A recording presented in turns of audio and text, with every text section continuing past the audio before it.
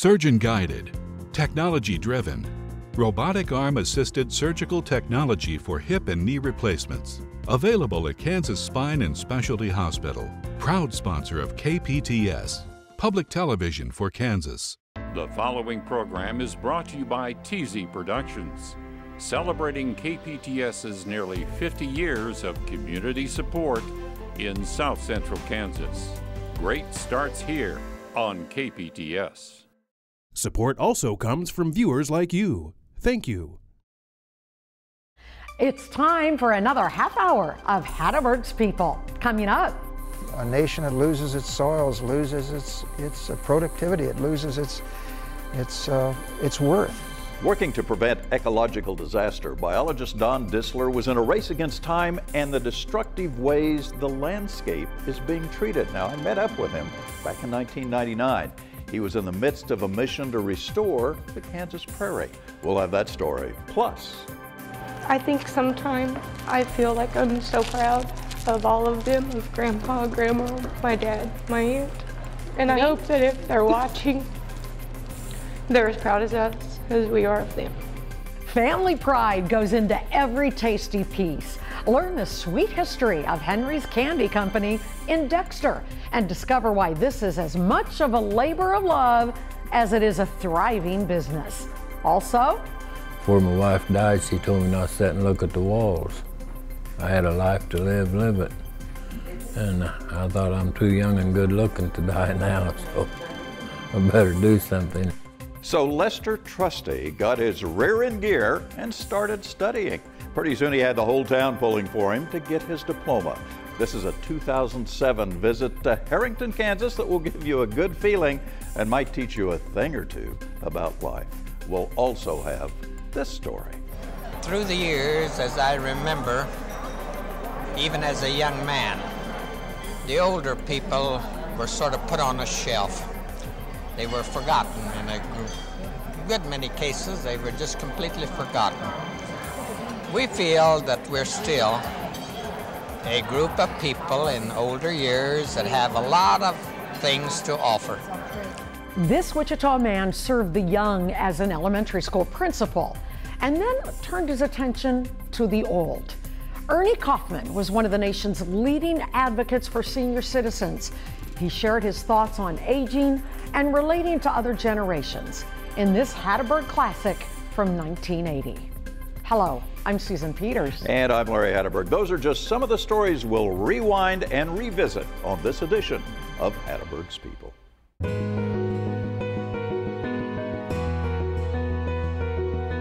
These stories are like old friends. Their lives radiate from the screen like prophets of the past. They were teachers, but not in a classroom. Instead, they taught about life to those around them who cared to listen, and I was their student.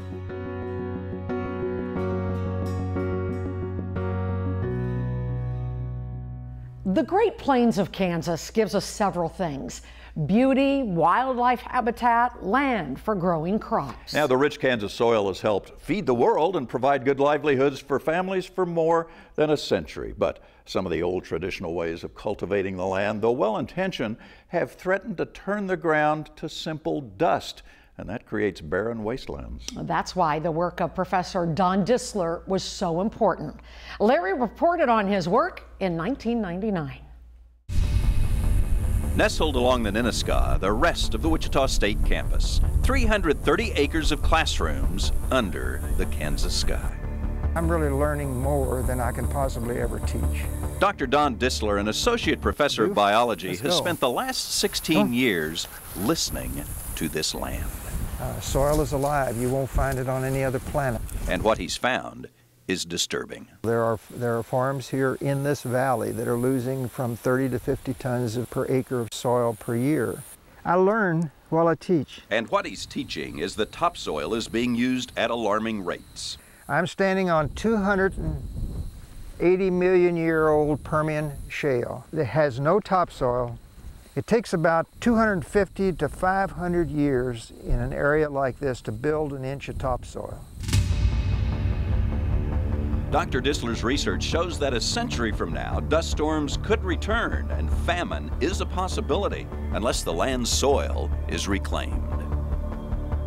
If 150 years we've lost half of our topsoils worldwide, 80% here, what does that portend 150 years from now if we can't slow down the rate? Research is a lonely venture, but Dr. Dissler has found solutions to the disappearing soil.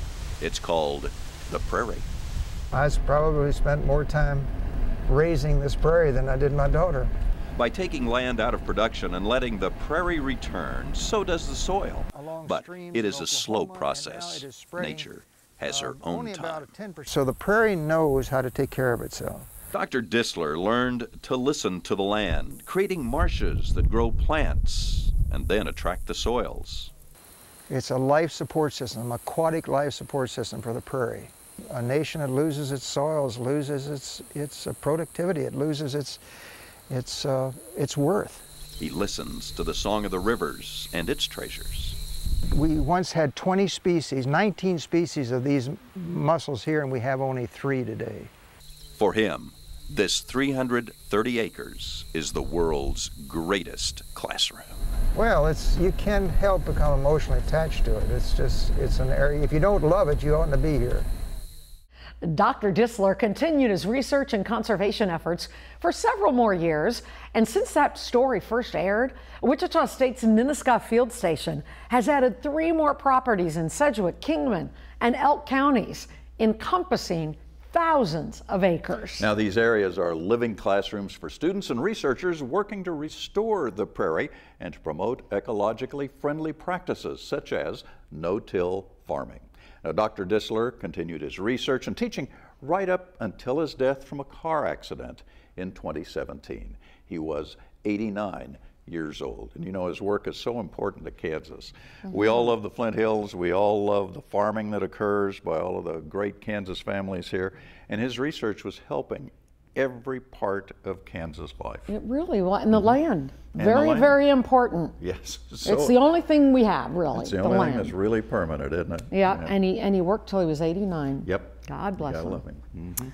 Okay, now to a family business that has hit the sweet spot for generations. Henry's Candy Company makes tasty morsels that nearly everybody loves. And for the Henry family, it's a way of life and a tradition that is passed down from generation to generation.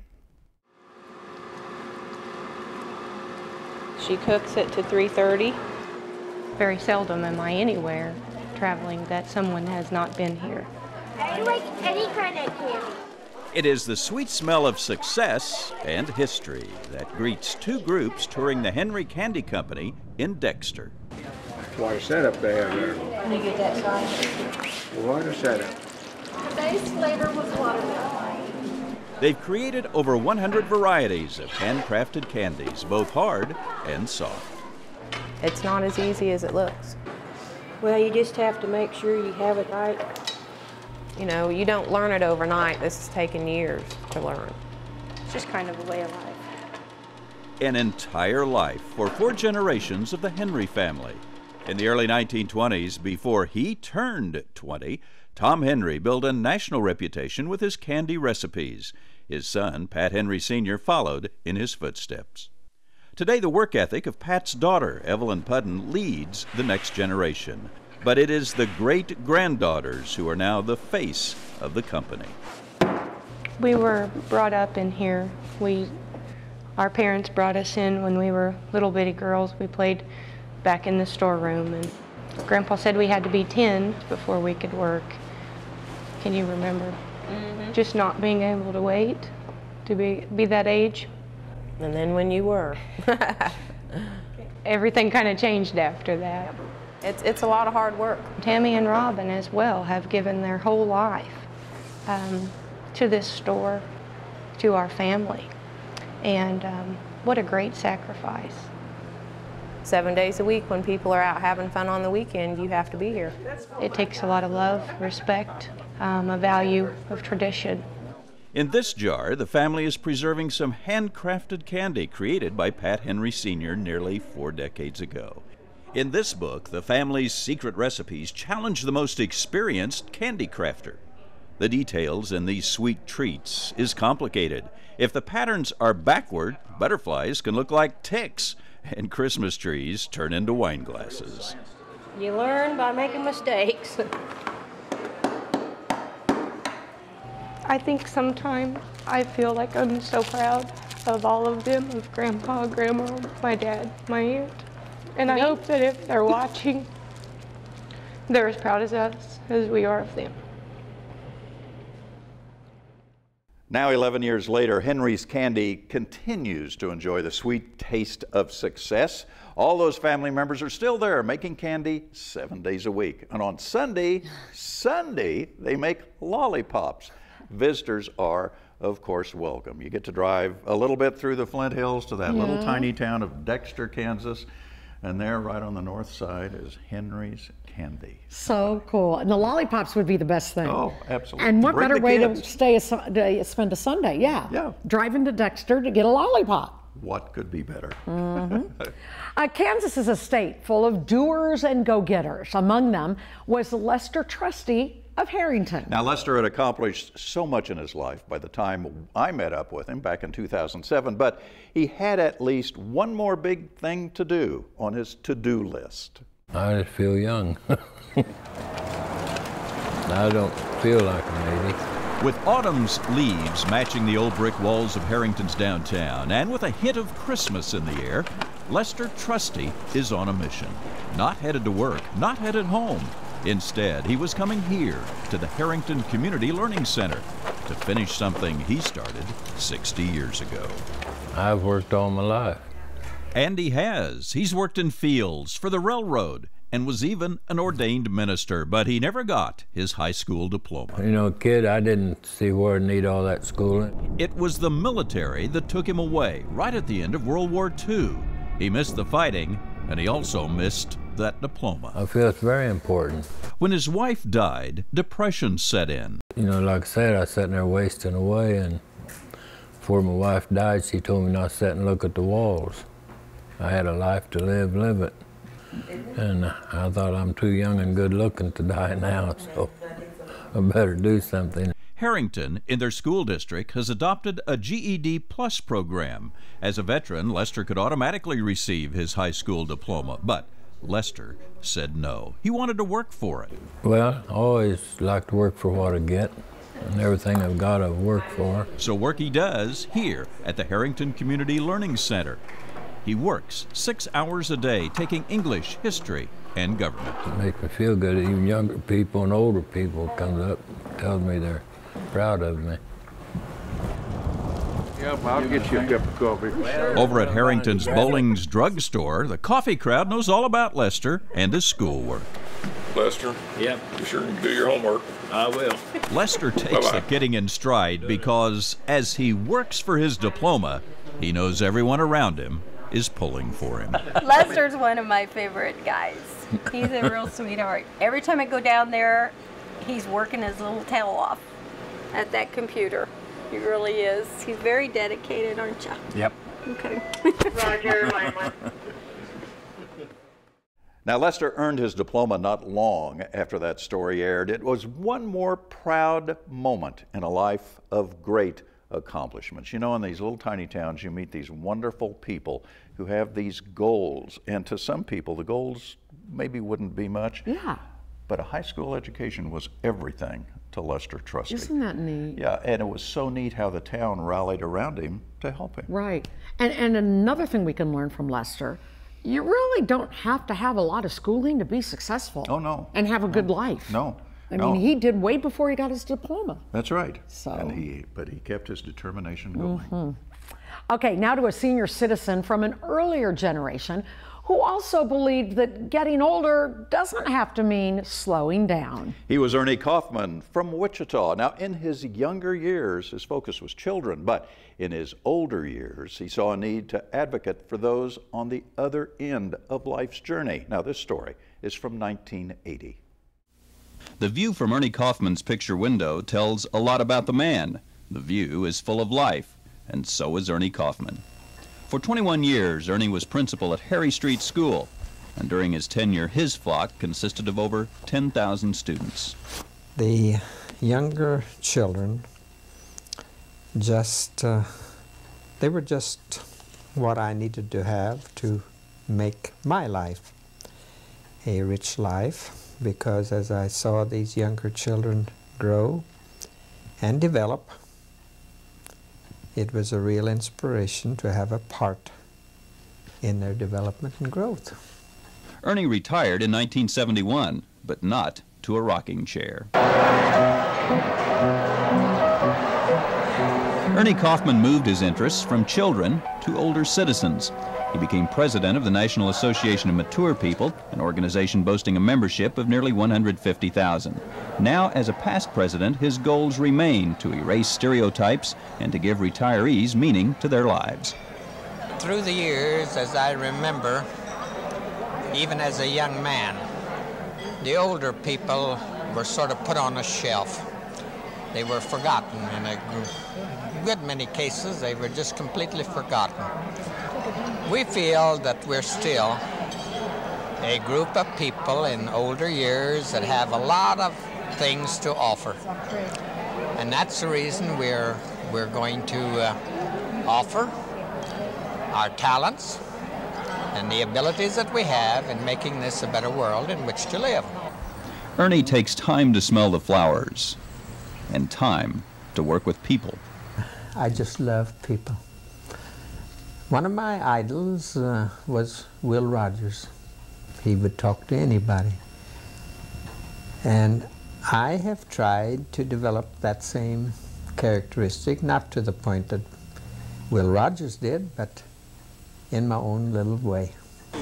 Retired, Ernie Kaufman's calendar is full, and it's filled not with busy work, but with time to spend with people. This is Larry Hatteberg.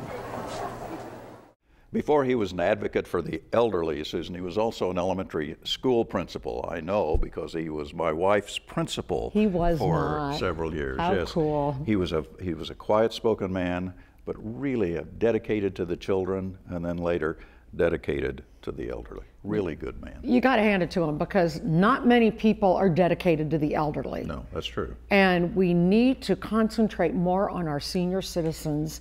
They gave us what we have today. And he was doing that. That's right. So. And there are senior citizens out there applauding you right now. Well, I firmly believe it. I don't think true. our society does enough, but I agree. Just my opinion. Let's head west now to the Wild West in Dodge City and meet an old-time cowboy in the modern age. Now, his name was Harold Dawley. His passion for the Wild West and cowboy life made him famous for having a one-of-a-kind collection that he liked to share with visitors. With melting snow arguing with the sun, Harold Dawley makes the short walk from his Dodge City home to his life. Well, the idea of the building was just to have a place to keep my bits. Harold has created the Museum of Bridle Bits, hundreds and hundreds of them from all over the world on display. My idea when I started collecting bits, my idea was to get as many different kinds as I could without having any two alike. I tell people this building is my life now. And it is a full life. Bridle bits from Kansas and the world line his walls in what may be the only bridle bit museum in the world. I have accomplished something here that you just can't go out in the country and find another one that would match it. Come here. Come back here. The horse has always been my favorite animal ever since I was a little bitty guy. And of course the bit is the main tool of communication between man and horse. Sometimes I think a horse talks back at you, but a bridle isn't going to do that. Yeah. For 30 years, Harold has been collecting these bridle bits. His collection sprawls from wall to wall, but it wasn't always this way. I had them in the house, I had them in the garage, I had them in sacks, I had them in boxes. I had no place to put them where I could keep them protected, you know. So that's when the building was built. Like I said before, it just makes me feel like I have really accomplished something. Over an old dresser in his museum is a picture of a cowboy. I ask who it was. You mean that cowboy? Yeah. That's me. That's you? Yeah. That one with the gold shirt on and the brown hat. Hey, that's me. In the late 40s and early 50s, Harold wanted to be a movie star, even appeared as an extra in the movie Comanche. No kidding. I mean, I had that idea that I would like to be one. Well, that dream didn't work out, but he did become a star collector with his own museum. I mean, it's complete, original. Teaching the rest of us about bridle bits and keeping the Old West alive. It's a great satisfaction. Now, in later years, Harold moved to a nursing home in Wichita and then passed away in 2014 at age 90. Now, the whereabouts of his bridal collection now are a mystery to us. If you know, drop us a line at hattebergspeople@kpts.org and give us the 411. He was a neat man. He loved the outdoors. He loved the cowboy life and his spurs and all of his cowboy memorabilia in that little museum in the back of his house. It was really a gift. It's got to still be somewhere. Somewhere it is. Somewhere. But we don't know. And we'd love to know where. So give us a call or a shout or an email. Or something. Yeah. Okay. The man in this next story also has an appreciation for the past. Now, his passion and business is making old-fashioned knives. Now, they may be old-fashioned, but they are in high demand. You'll find the man and his knives in a little shop in downtown Galena. It's like being on the main street of a carnival, you might say. You see all sorts of things. I wouldn't want to live anywhere else other than right here. In a small shop on the corner of Galena's Main Street, the clutter of Robert Edge's world is only in the minds of his visitors. But I don't mind working in this sort of a, we'll say mess. It's easy to say that word. Richard makes knives, all kinds of knives.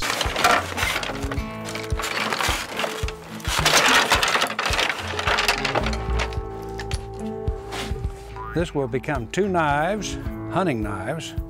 These stems up here will become 1, 2, 3, 4 steak knives. Not a lot of people making primitive things. They're made for reenactors who enjoy living and portraying the 1800s, but they're also purchased by collectors and deer hunters. This one's called a hunting knife, and the next one they like is a skinning knife, a short one. But one knife usually sells the next knife.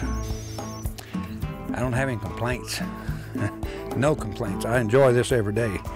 Matter of fact, I kind of laugh out loud sometimes. Somebody says, "What are you laughing at?" I say, "I'm enjoying this." I really like it. Around his eclectic shop, piles of stuff await his creative hand. Over here, cowhide will soon become pants. Each day is a new challenge. Pants tend to look like deer hide. This is a period pair of pants, time period pair of pants, that dates into the 1840s. It's built just about like the old-timers built them. And it actually has a brand here on the rear end of it there, but I'll leave those brands on there. For fun, it's the simple things like this bull dove call. So many people want to buy that. I can't do this.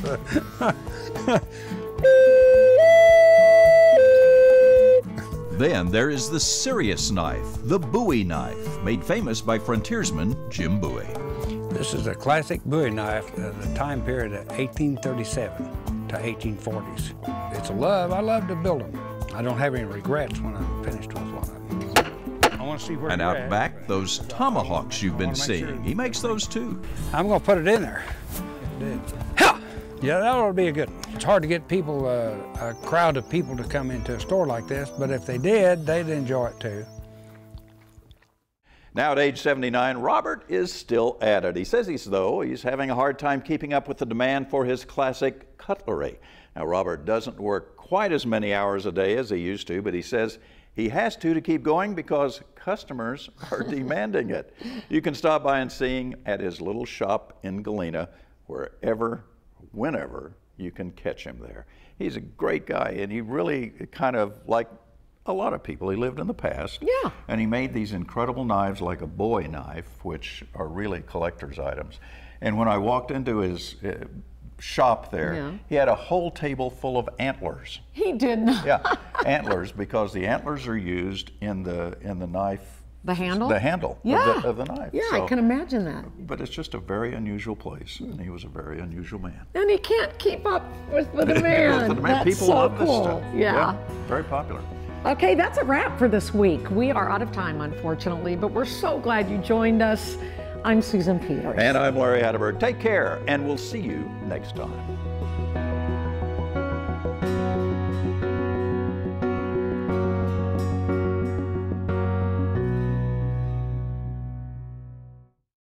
The preceding program was brought to you by TZ Productions, supporting KPTS and the communities it serves in South Central Kansas. Great starts here on KPTS. Support also comes from viewers like you. Thank you. For a free copy of this program, become a new member of KPTS for a $40 contribution. If you are already a member, just send $25 for shipping and handling. Be sure to include the program's name, date, and time.